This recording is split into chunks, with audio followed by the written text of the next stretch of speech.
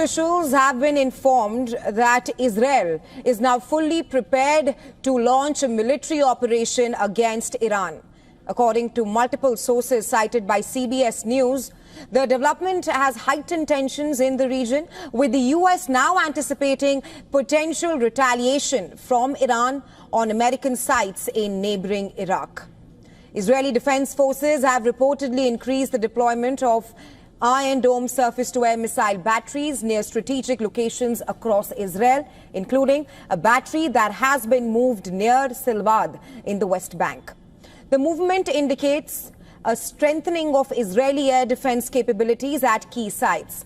On the other hand, Iran has reportedly intensified GPS jamming operations over Iraqi airspace, especially near the Iran-Iraq border, affecting both military and civilian aircraft navigation signals. Meanwhile, according to reports, U.S. CENTCOM Chief Army General Michael Eric Kurilla has postponed his scheduled Senate testimony due to heightened tensions in West Asia.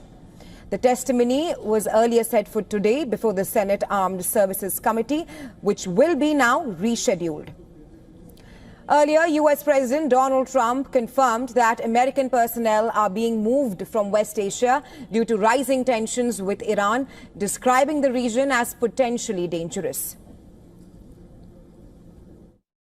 Well, they are being moved out because it could be a dangerous place, and we'll see what happens. But they are being, we've given notice to move out, and we'll see what happens. A U.S. official said Defense Secretary Pete Hegseth authorized the voluntary departure of military dependents from locations across West Asia.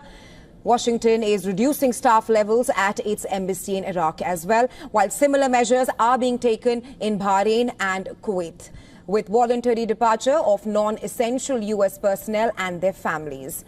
The United States has multiple bases in West Asia, with the largest located in Qatar.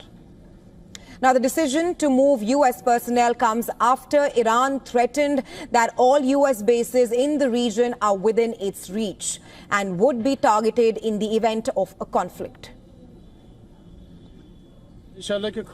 God willing, it won't come to that, and the talks will yield results. But if they don't, and conflict is imposed on us, the enemy's losses will undoubtedly be greater than ours. In that case, America will have to leave the region because all its bases are within our reach. We have access to them, and without hesitation, we will target all of them in the host countries. However, U.S. President Donald Trump has asserted that the United States will not permit Iran to develop nuclear weapons, emphasizing the country's safety concerns in the region. They can't have a nuclear weapon. Very simple. They can't have a nuclear weapon. We're not going to allow that. Meanwhile, U.S. officials have said Trump's special envoy Steve Witkoff is planning to meet with Iranian Foreign Minister Abbas Araghchi for a sixth round of talks on the country's nuclear program. Oman has confirmed that it will host a sixth round of nuclear talks on Sunday.